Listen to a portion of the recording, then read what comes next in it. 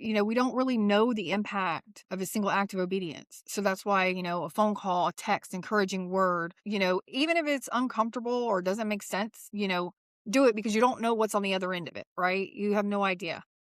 And you know what's so crazy? I just want to just stop you for 1 second because I feel like that's very important to point out the uncomfortable part of it. Because I feel like a lot of the time, for the most part, it's going to be uncomfortable. It's going to be odd, right?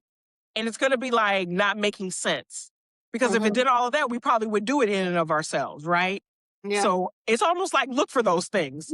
Like when the guy's saying something to you, look for it to be uncomfortable, look for it to be odd. You know what I mean?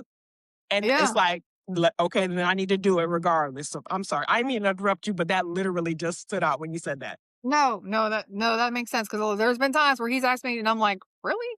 I'm Like, like, get you me? out that comfort zone, right? Yes, yes, yes. Especially with like strangers and stuff like that. Mhm. So, and I have an example. So, and it's been a while since I've seen it, but I still remember it. So, this guy at a church, and I don't remember if he was a pastor or someone working at the church. I don't remember. But this is what I'm talking about, something that doesn't make sense. It's uncomfortable, but there's a reason behind it. So, the Lord told him, someone's going to come up to you today, and I want you to not say one word. And I want you to just give him a hug. That's it. Don't say anything. Just give him a hug, and that's it. He's like, okay. He's like, okay, Lord, that's a little weird, just go up to somebody, or to just hug someone when people are kind of funny about that stuff anyway, right?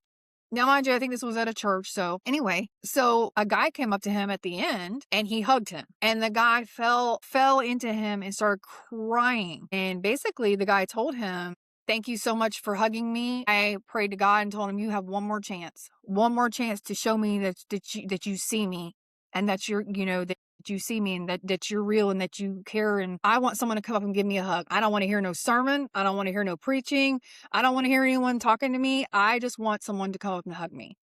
So that man's awkward, uncomfortable act of obedience was an answer to that guy's prayer, proving that God sees him, confirmation, right? So I still get chills thinking about that story. I watch.